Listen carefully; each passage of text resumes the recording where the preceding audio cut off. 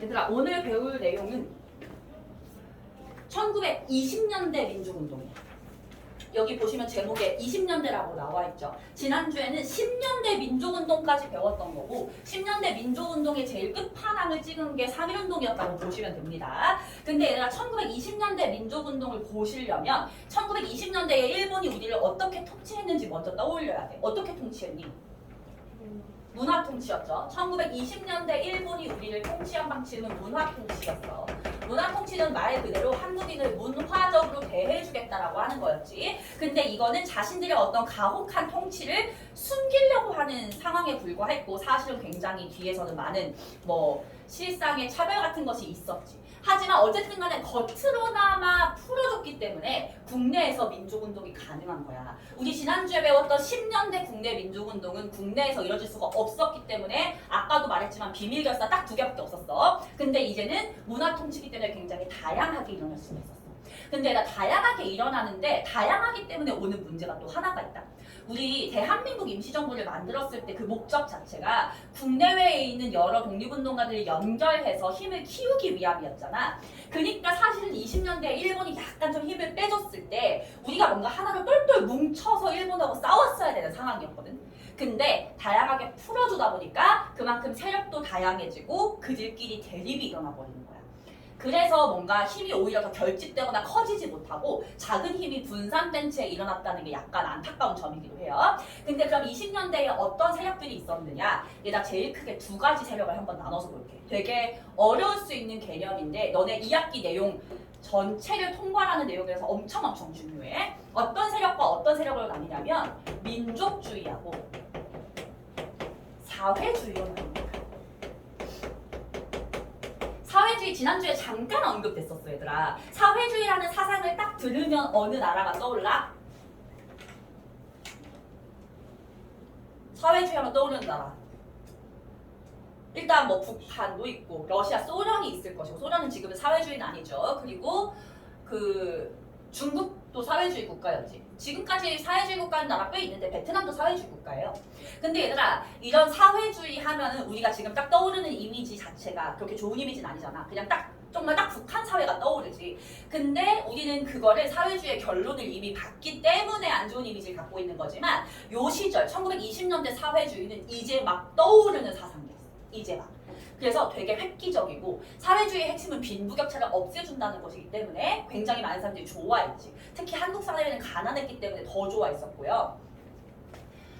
빈부격차를 없앤다라고 하는 것이 이제 사회주의의 어떤 목적이기 때문에 특히 젊은이들이 굉장히 좋아했어. 그래서 우리가 이 일제강점기에서 사회주의 하면은 지금의 북한 모습 떠올리시면 절대 안 되고요. 어떤 모습을 떠올리면 되냐면 빈부격차가 없고 다 같이 잘 사는 사회를 만들고 싶어 하는 이게 눈빛이 총명한 10대, 20대 젊은 청년들을 떠올리셔야 돼요. 그 사람들이 이 사회주의를 많이 이제 수용을 한 거야. 러시아로부터. 그러면서 이 사람들은 어떤 생각을 하게 되느냐. 자, 한국에 일단 너네 사회주의라는 사상을 중학교 2학년 때 배우긴 배웠을 거야. 기억나니?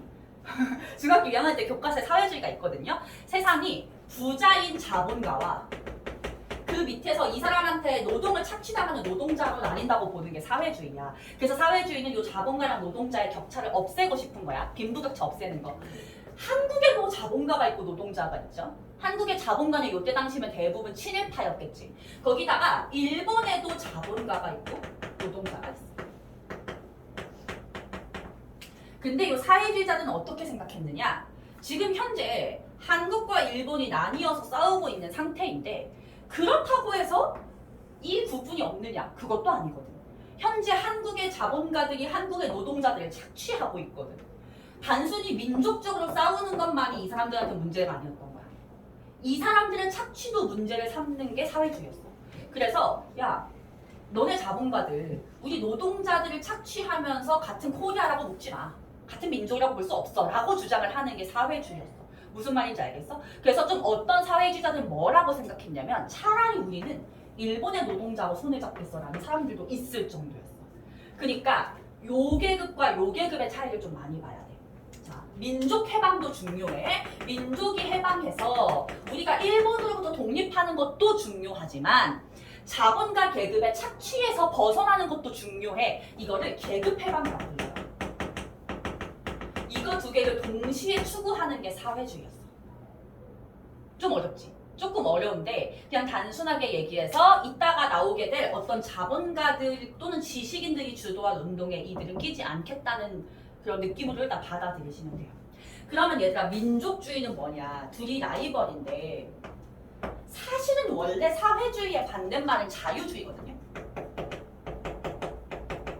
사회주의가 빈부격차를 없애기 위해서 우리 사회가 그냥 하나로 똘똘 뭉쳐서 움직여야 된다는 거라면 그런 사회는 자유가 없잖아. 북한 자유 없잖아. 그러니까 그게 아니라 아니야. 빈부격차가 커지든 말든 자유가 제일 중요하라고 하는 게 자유주의고 자유주의 대빵국가가 미국인 거야 얘들아. 근데 그 자유주의라는 게 우리나라에서는 일제강점기에 성립이 안 되죠. 왜냐하면 자유가 없는 국가잖아. 그래서 대신 우리 민족이 제일 중요하다라고 하는 민족주의로 대체를 하는 거야.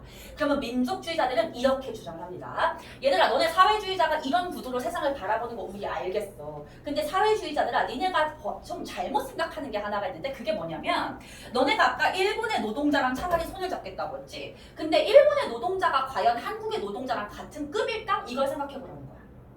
일본 노동자가 한국으로 이민 오면 얘네는 여기로 올라간다는 거야. 지난주에 토지조사 사건 거 기억나 얘들아? 일본의 그 우리나라에서 가져간 땅을 총독부가 동양척식 주식회사에 팔아서 동양척식 주식회사가 일본에다가 파는데 그때 한국의 땅을 산 일본인들은 일본에서 잘 산 애들이 아니었어. 일본의 거렁뱅이들이 한국 가서 내가 인생 역전 해본다라고 해서 들어온 거였단 말이야. 일본의 거렁뱅이가 한국에 오면 지주가 되는 게 토지조사 사업의 결과였지. 그 얘기하는 거야. 그러니까 니네가 진정으로 노동자가 하나가 되는 사회를 만들고 싶으면 일단 민족 해방부터 시켜야 돼. 그러니까 얘네는 어떤 주장이냐면 선민족 해방 먼저 하고 그 다음 빈부격차가 없앨지 말지는 나중에 얘기해보자. 후 계급 해방 이런 상황이라고 보시면 돼요. 알겠지? 얘는 이거 동시에 하고 싶은 거. 그래서 둘이 사이가 좋겠어 나쁘겠어?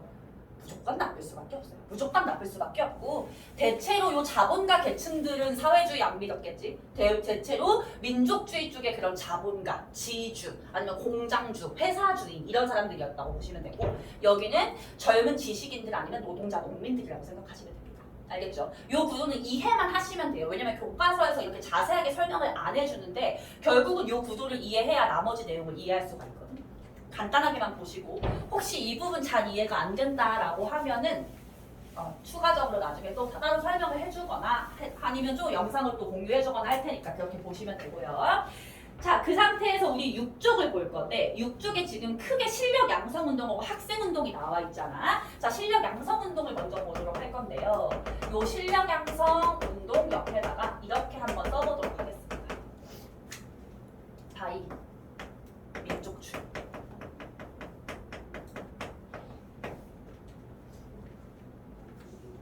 아까 우리가 봤던 민족주의자들이 일으킨 운동이 실력 양성 운동이에요.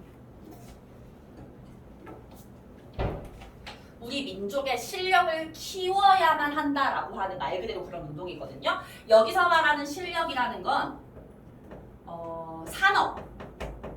산업을 육성시켜서 민족이 돈을 많이 벌어야 된다라고 하는 것과 교육, 고등교육을 통해서 지식인 인재를 양성해야 된다는 이 두 가지 갈래로 나뉠 수가 있어.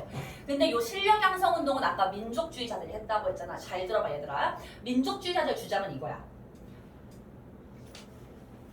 우리가 일본으로부터 일단 어쨌든 독립을 해야 되잖아. 근데 독립을 하기에는 우리가 일본보다 너무 실력이 딸려. 예를 들면 전쟁을 한다고 해도 일본은 어마어마하게 공업화가 된 상태이기 때문에 무기 하나하나 일본이 훨씬 더 우수하단 말이야. 그런데 싸워봤자 무슨 의미가 있겠어?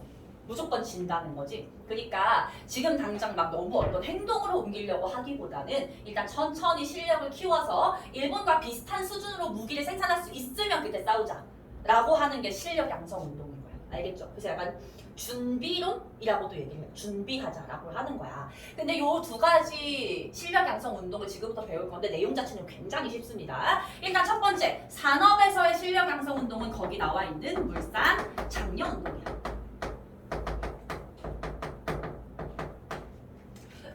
물산 장려 운동 얘들아 간단히 얘기해서 국산품 애용 운동이라고 생각하시면 돼요. 일본 물건 쓰지 말고 우리 물건 사자 이거야. 얘들아 아까 20년대에 회사령이 어떻게 됐었어?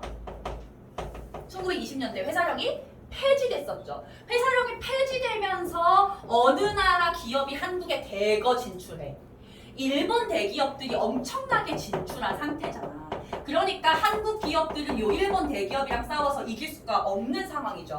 거기다가 플러스로 일본 상품에 대한 관세까지 어떻게 돼? 폐지되면서 일본 대기업의 질 좋은 상품이 세금 안 붙어서 저렴한 가격으로 들어오니까 한국 기업들은 점점 더 안 좋은 상황에 놓일 수밖에 없겠죠. 그래서 우리 이 상황에서 의식적으로 일본 물건이 더 좋고 일본 물건이 싸더라도 의식적으로 한국 물건을 사는 게 애국하는 거다라고 하는 것이 요 물산 정려 운동이었다고 보시면 돼요. 알겠죠? 어렵지 않아 얘들아. 여러분이 외워주실 것은 요거 정도. 조만식이란 사람이 주도했다. 조만식 주도. 대표적인 민족주의자고요. 평양에서 시작했습니다. 요것만 딱 외워주시면 돼요. 나머지는 그냥 맥락상 다 알 수 있는 거. 뭐 조만식이 주도했고 평양에서 물산장려회라는 단체가 만들었다는데 그건 대놓고 물산장려라는 키워드가 들어가 있으니까 따로 외울 것도 없어. 그쵸? 옆에 내용 봐봐. 토상품을 이용하자. 근검 저축해서 한국 물건 사자. 그 금주하자. 단연 담배 끊자라고 하면서 그 돈을 모아가지고 이제 한국 기업의 물건을 사주자라고 하는 운동이야. 구호에다가 밑줄 한번 쳐볼게요. 시험에는 구호로 나옵니다. 내 살림 내 것으로, 조선 사람 조선 것으로 이런 게 막 신문에 광고로 나오고 포스터가 붙고 이랬던 거야. 전혀 어렵지 않지? 구호 그냥 보자마자 물산장려인 거 알 수 있겠죠. 근데 당연히 일본은 이걸 탄압했겠죠. 일본의 탄압으로 인해서 잘 진행되다가 결국은 실패로 끝나게 돼. 근데 얘들아 이 물산장려 운동을 이제 실패하게 된 이유 중에 또 하나가 뭐가 있었냐면 너네 3년 전에 코로나 막 터졌을 때 혹시 기억나니? 코로나 막 터졌을 때 2020년에 그때 마스크 대란 일어났었잖아. 기억나? 마스크 가격 엄청 비싸졌었지. 쌤 그때 사실 그때 비싼데도 혹시 몰라서 마스크 엄청 쟁여놨는데 거기 아직도 지금 집에 있거든? 그때 샀던 걸 지금도 있어. 너무 아까워 죽겠어. 하여튼간 근데 그때 마스크 가격이 비싸진 이유가 뭐야? 마스크의 막 품질이 엄청 좋아졌나?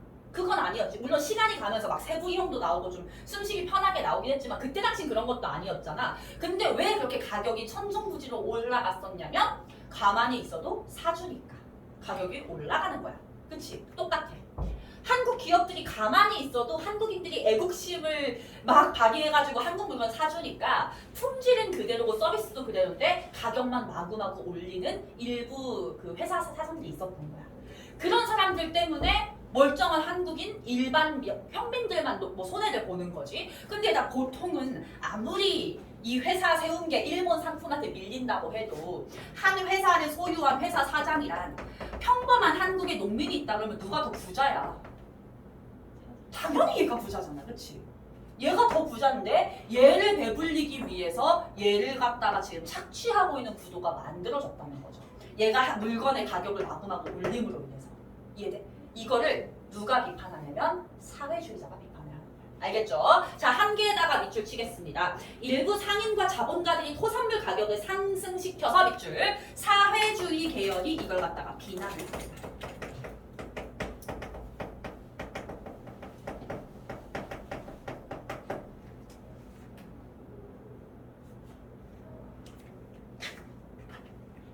얘들아 요즘에 너네들도 명품 이런 거 다 알잖아. 그치? 내가 관심은 없다 해도 명품 이름 한두 번쯤은 다 들어보죠. 샤넬 한번 생각해 볼게. 혹시 샤넬 가방이 얼마인지 아는 사람 있어? 잘 모르죠. 쌤도 잘 모르는데 대충 한 500만 원부터 시작할걸? 500만 원이라고 해볼게. 자, 샤넬 가방이 500만 원인데 사실 이렇게 비싼 것은 왜냐면 원래 샤넬 자체가 비싸기도 하지만 프랑스에서 들어오면서 세금이 붙어서 그런 거잖아. 근데 일제강점기라고 생각하면 이제 관세가 철폐돼서 샤넬 가방이 한 350만 원에 들어온다라고 해볼게. 근데 한국의 어떤 디자이너 브랜드의 가방이 한 50만 원이라고 생각을 해볼까?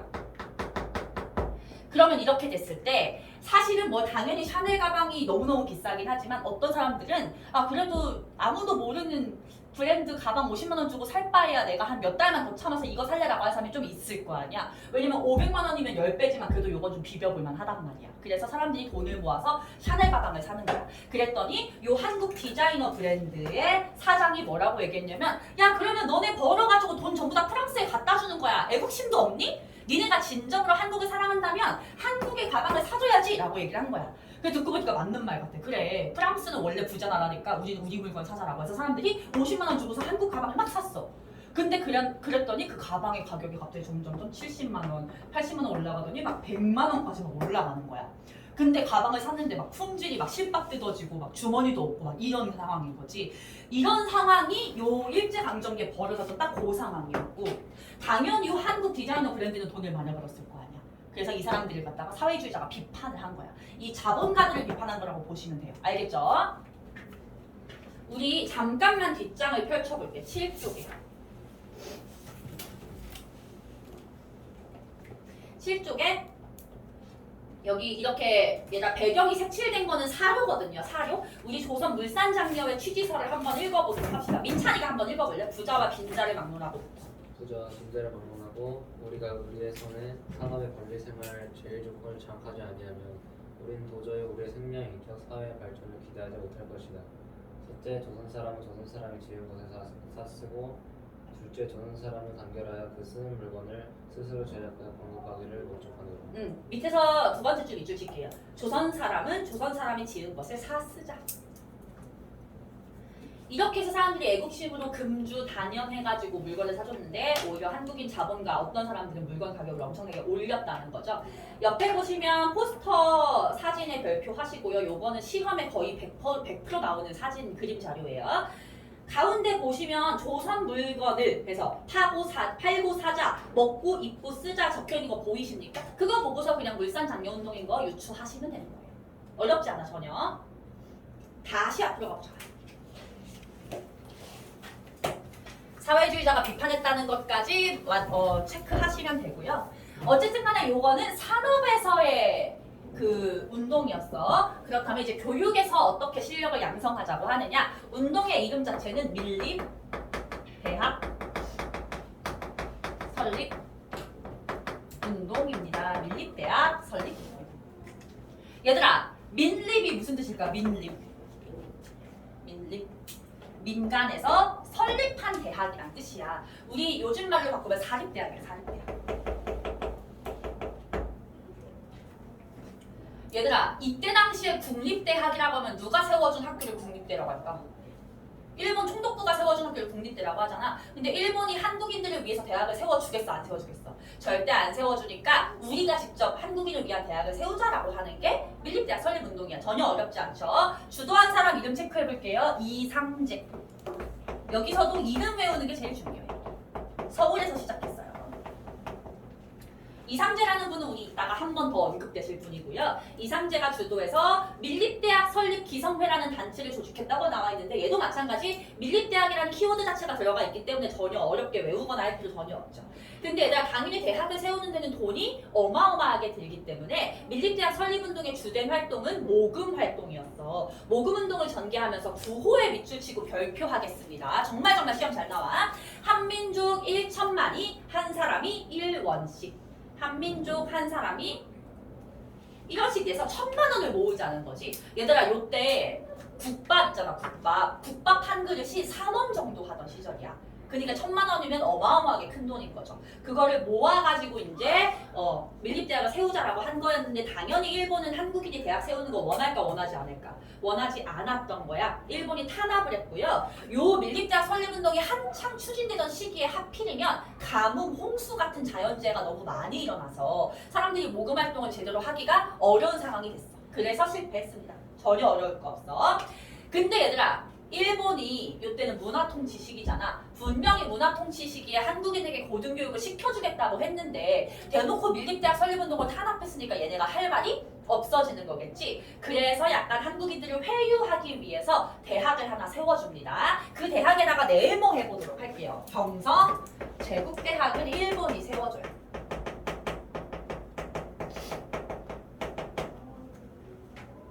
얘들아 경성이 지금의 어디게? 경성은 서울이야. 서울. 제국은 뭐 얘기하는 거게? 일본은 자기네를 제국이라고 불렀거든요. 일본. 이 세워준 대학이니까 국립대학이죠. 서울 국립대. 지금의 어디? 지금의 서울대입니다. 지금의 서울대가 사실은 그 연원을 따져보면 일본이 밀립대학 설립운동을 무마하려고 세워준 학교였다는 거죠.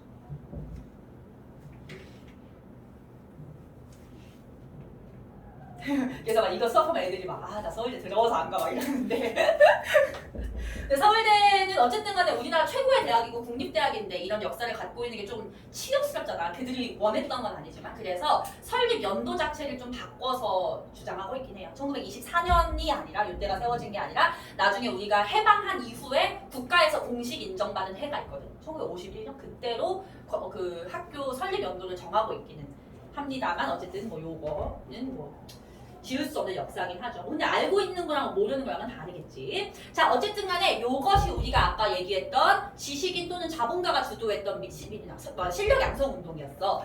회사를 세워서 돈을 많이 벌어야 된다. 그리고 교육을 통해서 지식인을 양성해야 된다는 쪽이었는데 한편으로는 어떤 실력 양성 운동도 이루어지냐면 야, 지식인을 키우는 게 지금 중요할까? 이런 주장이 나오는 거야. 왜냐면 아무리 소수의 지식인을 키워봤자 대다수 농민들은 한글도 못 읽어. 그런 사회는 절대 일본에 대항할 수 있을 만큼 발전할 수 없다고 본 거야. 그래서 3번 큰 제목 보시면 문맹 퇴치 운동이 일어나는데 얘는 약간 이제 조금 앞에서 배웠던 두 개의 운동들하고는 지향점이 달라요. 이들은 소수의 어떤 상류층을 키워내자는 거라면 얘네는 전체 국민의 어떤 평균적인 수준을 끌어올리자는 운동인 거야. 그래서 요거는 민족주의이면서 플러스 이제 학생들이 또 같이 주도를 한 거라고 보시면 돼요. 너네 국어 시간에 상록수 이런 글 배워본 적 있니? 소설? 그런 소설 보시면 요때 막 고등학교나 대학교 갔던 학생들이 방학해서 시골에 내려가면 거기는 애들 모아다가 한글 가르쳐주는 내용 같은 게 나와. 그런 상황이라고 보시면 돼요. 근데 이 문맹 퇴치 운동은 당연히 소수 학생들이 100% 주도하진 못하고 주도 자체는 신문사가 있어. 그래서 신문사들 별로 외워주시면 됩니다. 얘들아 우리 문화통치 시기에 한글 신문 2개 발간되잖아. 뭐랑 뭐 있었죠? 조선일보랑 동아일보 있었지. 얘네 2개가 주도를 하는 거야. 조선일보가 주도한 문맹 퇴치 운동의 이름은 문자 보급 운동이고요. 동아일보가 주도한 운동은 나로드 운동입니다. 얘들아 문자 보급 운동은 이름 보자마자 뭔지 느낌 오시죠? 한글을 보급하겠다는 거야. 그래서 한국어 교재 같은 거 만들어서 농촌 사람들에게 한글을 가르쳐주는 역할을 했어. 여기 9호에 한번 밑줄 쳐볼게요. 문자 보급 운동 표어. 아는 것이 힘, 배워야 산다. 얘들아 이 말 되게 익숙하잖아. 지겹게 많이 들었잖아. 요게 요때 처음 등장한 표현인 거야. 알겠죠? 근데 사실은 브나로드 운동이 조금 더 중요합니다. 얘들아 브나로드는 러시아어인데요. 러시아에서 있었던 어떤 민중 계몽 운동을 따온 건데 얘네 뜻 자체가 민중 속으로라는 뜻이야. 우리가 민중 속으로 들어가자.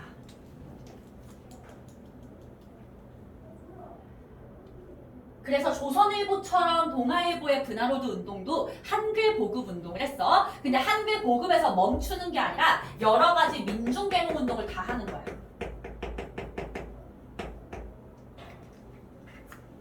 예를 들면 얘들아 너네 막 옛날에 너네 할머니 세대까지는 있었을 수 있을 것 같은데 너네 할머니 모르겠어. 도시분들은 어떨지 모르겠고 시골분들 같은 경우에는 어떤 게 있냐면 이게 어디에 다치거나 그러잖아. 그럼 그 다친 데다가 뭐 된장을 발라라. 아니면 쌤은 그런 얘기 들어봤다 어릴 때. 쌤이 제주도 사람이어가지고 어릴 때 되게 촌분들을 쌤은 나름 제주도에서 도시 출신인데요. 근데 할머니 과수원 이런 데 놀러 가면 그 과수원 주변 할머니들 많이 만난단 말이야. 그러면 막 무슨 얘기하는 거 상처 과수원에서 막 귤 따다가 상처 있거나 그러면 쌤이 그때 한 7살? 그럼 쌤 남동생이 3살이었거든? 걔 오줌을 여기다 바르래. 애기 오줌은 깨끗하다고 애기 오줌 바르라고 막. 그래서 내가 막 더러워서 싫다 막 그랬던 기억이 막 나는데 얘들아 이게 내가 90년대 생이니까 1990년대까지도 그런 분들이 있었던 거잖아. 요때는 얼마나 심했겠어. 그런 어떤 무지에서 비롯된 일들인 거지. 근데 만약에 진짜 심각하게 다쳐서 한 대다가 애기 오줌을 발랐다가 병균이 옵고 그래서 막 팔을 잘라내는 지경까지 가거나 되게 심각해질 수가 있는 거겠지. 그런 것들을 갖다가 타파시켜주겠다고 하는 게 분화로도 운동이라고 보시면 돼요. 알겠죠? 문자 보급은 단순히 한글 보급이라면 얘는 조금 더 넓은 개념이다. 이렇게 잡으시면 됩니다. 그리고 거기에는 이제 학생들이 함께 했다는 거. 오케이? 이렇게 지금 세 갈래로 본 거예요, 얘들아. 이 민족주의가 했던 실력 양성 운동의 마지막이 남아있어. 자치운동이에요, 자치운동. 얘들아, 거기 자치운동 대표적인 인물 3명 이름은 외우셔야 돼요. 우리가 꼭 기억을 했으면 하는 사람들. 이광수, 최린, 김성수. 특히 이광수는 국어 시간에 들어보지 않았니? 이광수는 무정이라는 글을 쓴 사람인데 너네가 고등학교 3년 동안 한 번쯤은 들어볼 거야. 이광수는 국문학계에서는 거의 우리나라에서 가장 글을 아름답게 쓰는 사람이라고 정평이 나 있는 사람이고요. 최린 같은 경우에는 변호사기도 했고 시를 쓰는 사람이기도 했고, 그리고 김성수 같은 경우는 어떤 사람이었냐면 요때 당시 우리나라의 경성방직이라고 하는 어떤 그 아빠들이 입는 런닝셔츠 뭔지 알지? 그런 거 만드는 회사의 사장이었어. 김성수는 요때 당시 한국 최고의 부자여가지고 김성수의 어떤 얼마나 부자인지에 대해서 남아있는 기록 같은 걸 보면 어떤 기록이 있냐면 김성순의 집 대문에서 현관까지 가는데 자전거로 30분을 타고 가야 있었다는 기록이 있어요. 대문을 열고 들어가서 나의 집 현관까지 가는데 자전거 30분. 그 정도로 엄청난 부자였어요. 이광수 최리는 이제 문학가 겸 법조인이었던 거죠. 그러니까 이 사람들은 굉장히 가진 게 많고 지식인이었던 거잖아. 어떤 주장을 하기 시작하느냐. 우리 한국은 어쨌든 간에 지금 국제적으로 법적으로 일본에 속해 있는 상황이야. 그래서 우리는 일본하고 같은 색깔로 지도에서 색칠이 될 거야. 그러나 한국인이 갖고 있는 어떤 정치적인 권리와 일본인이 갖고 있는 정치적인 권리는 같아 달라? 다르잖아. 그럼 우리도 일본 정부로부터 이제 어쨌든 우리가 일본에 속해 있으니까 당당하게 한국인에게 정치적 권리를 주라고 얘기를 할 수 있어야 돼. 근데 그렇게 주장하기 위해서는 어떻게 해야 되냐면 너무 과도한 독립운동을 하지 말아야 돼. 그렇지 않겠어? 우리가 뭔가 당당하게 요구를 하려고 했을 때 일본이 야 그럼 니네 군대 독립운동 군대 만들면 다 없애 이렇게 얘기하면 할 말이 없어지는 거니까 과도한 독립운동 하지 말고 일단은 일본이 갑이니까 일본이 원하는 거 살살살 들어주면서 쟤네들한테서 정치적 권리를 일단 획득하는 게 어떨까? 라고 주장을 하는 게 자치운동이었어. 자, 그래서 얘들아 자치라고 하는 것의 뜻을 한번 보면 스스로 통치한다는 뜻이거든요. 우리 스스로 한국의 일은 스스로 통치할 수 있도록 일본으로부터 정치적 권리를 얻자라고 하는 거야. 근데 얘들아 쌤이 아까 제주도 사람이라 했잖아. 너네 제주도 풀네임이 제주 특별자치도인 거 알고 있니? 특별자치도가 된 지 그렇게 오래되진 않았는데요. 제주도는 특별히 자치권을 갖고 있는 지역이기 때문에 우리의 서울에 있는 중앙정부가 시키지 않은 일도 제주도가 필요하다면 해도 돼요. 물론 법을 어긋나지 않는 테두리 안에서. 그러면 제주도는 자치권을 갖고 있으니까 대한민국이 아니다라고 말할 수 있을까? 그건 아니겠지. 대한민국이잖아, 그렇죠? 여권 필요 없잖아요, 갈 때, 그렇지? 얘들아, 영국에서 쌤은 축구를 잘 모르겠는데 지금도 손흥민 선수가 영국에서 뛰나요? 아는 사람 모르시나요? 자, 이따 해보자 얘들아. 그럼 영국한테 우리가 이제 얘기할 거야. 야 얘네가 우리의 손흥민 선수를 데리고 있으니까 특별히 너희 영국에게는 대한민국 정부에서 자치권을 줄게 라고 얘기하면 영국이 뭐라고 할까? 빡큐 나 이러겠지. 뭔 소리야 니네가 뭔데 우리한테 자치권을 줘 이럴 거 아니야 얘들아, 그치? 그러니까 지금 사실 여기서 중요한 건 요 자치라는 단어인데 자치권을 그럼 얻을 수 있다라고 하는 건 뭐가 전제가 돼야 되냐면 우리는 이 나라에 속해 있다라는 게 전제가 돼야 되는 거야. 그럼 일본을 살살 달래서 자치권을 얻어내자라고 하는 건 얼핏 들으면 맞는 말처럼 들리지만 그게 맞는 말이 되려면 전제가 뭐가 돼야 돼? 우리가 일본의 일부라는 걸 온 국민이 인정을 해야 돼. 그리고 아까 얘네가 얘기한 것처럼 과도한 일본의 심기를 거스릴 수 있는 독립운동을 하면 안 돼. 맞는 말 같아? 틀린 말 같아? 틀린 말이야. 틀린 말이지. 그치? 애초에 독립운동이라는 것 자체가 우리는 일본에 속하지 않겠다는 걸 전제로 하는 건데, 그치? 그래서 이 사람들은 우리가 뭐라고 부르느냐? 결국은 친일파군. 이광수, 최빈, 김성수 전부 다 대표적인 친일파입니다.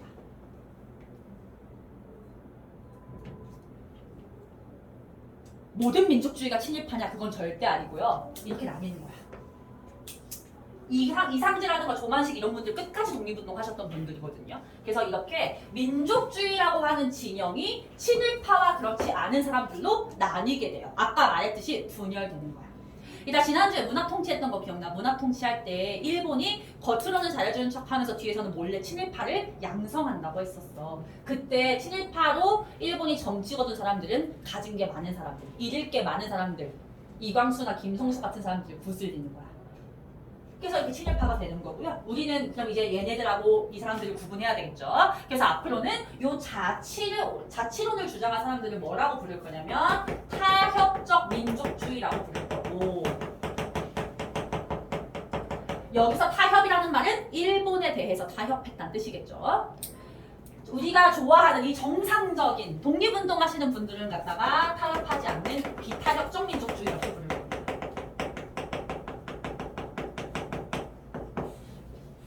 오케이?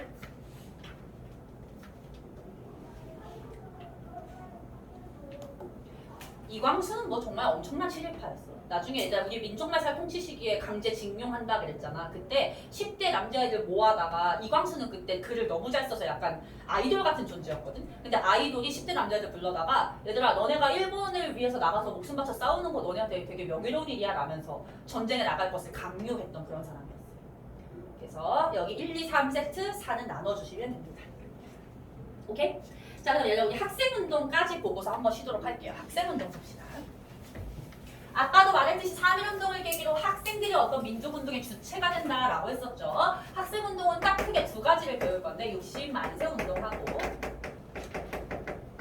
광주학생, 항일운동 이렇게 두 개 배울 겁니다.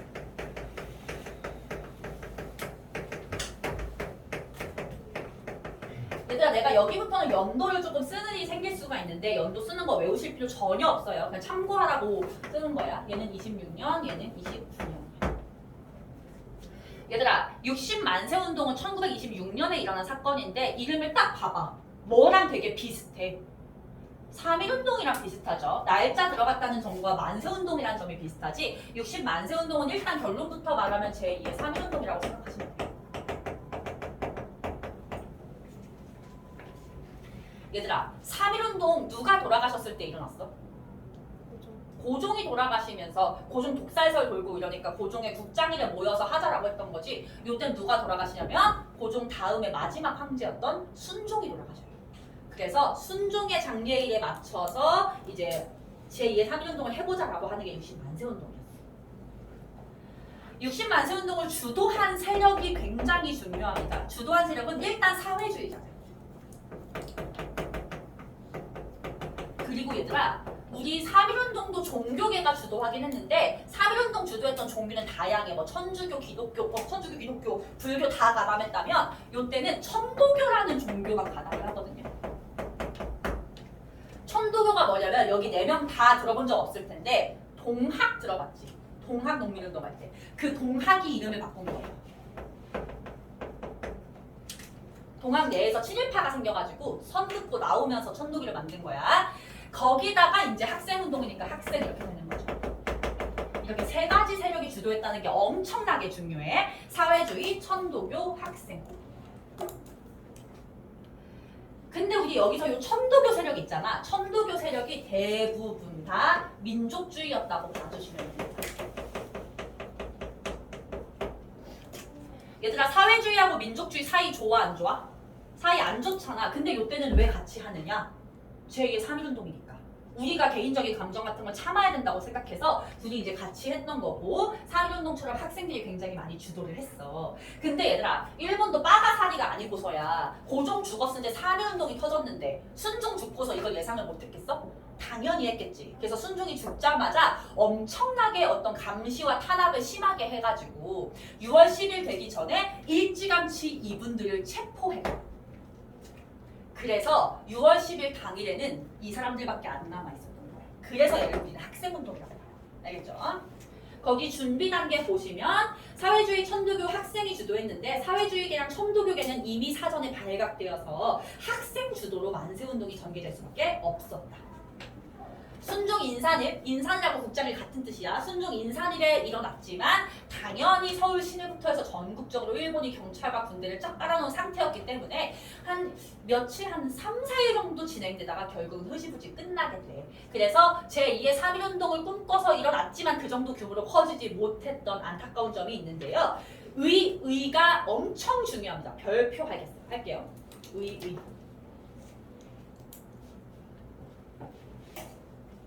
아까도 말했지만 민족주의, 사회주의 사이가 안 좋다. 근데 둘이 제2의 3.1운동이라는 어떤 큰 뜻을 품고서 같이 했는데 생각보다 나쁘지 않은 거야. 생각보다 말도 잘 통하고 독립이라는 목적을 향해서 같이 가기에 좋은 동지란 생각이 든 거죠. 그래서 야 우리 둘이 같이 해도 되겠다라고 하는 연대의 분위기가 형성된 거야.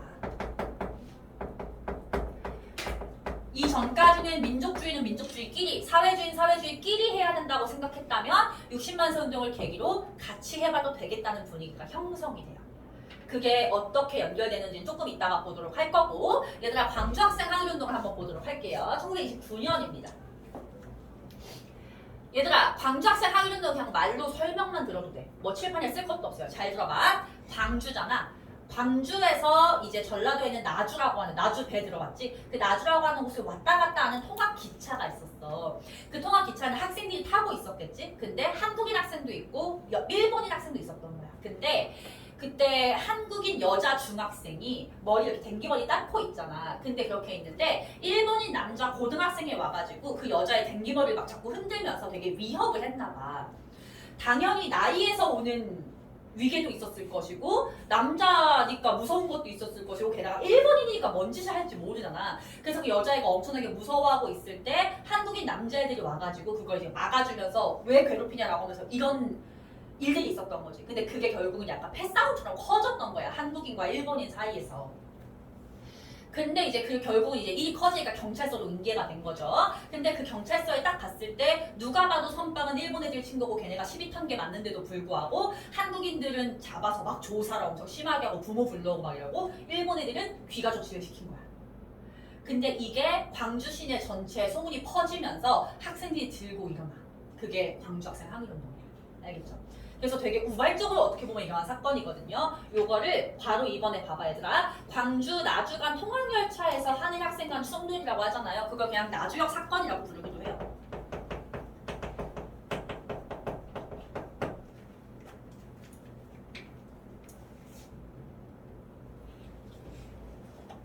그리고 광주 학생들이 시위를 했는데 그거를 이제 호응하면서 전국적인 학생들 다 같이 일어나게 되고 그렇게 학생운동으로 커졌다가 결국은 각지의 시민들, 일반 뭐 농민들까지 가담을 한 거야. 그래서 엄청 큰 규모로 시위가 확산이 되고요.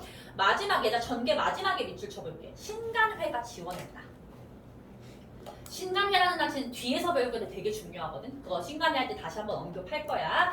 어쨌든 간에 얘다 이 광주 학생 항일운동은 우발적으로 일어난 것이고 제2의 3.1운동을 일으키겠다라고 해서 일어난 게 아니지만 규모적으로 봤을 때 의의 밑줄 3.1운동 이후 최대 규모의 민족운동이었다. 그래서 실질적으로는 오히려 얘가 제2의 3.1운동이라고 볼 수 있다. 이렇게 돼요. 전혀 어렵지 않지 광주 학생 항일운동. 여기까지 보시고 우리 7쪽 넘어가서 4쪽 좀만 더 보고서 쉬어보도록 할게요. 얘들아 밀립대학 설립 기성회 발기 취지서를 한번 보시면 그냥 밑에서 두 번째 줄부터만 쭉 밑줄 그어볼게. 오늘날 조선인이 세계 문화민족의 일원으로 남과 어깨를 견주고 우리의 생존을 유지하며 문화의 창조와 향상을 기도하려면 대학의 설립이 아니고는 방도가 없다. 요거 보시고 그냥 밀립대학 설립운동으로 가시면 되고요. 아래 브나로드 운동을 볼게. 브나로드 운동.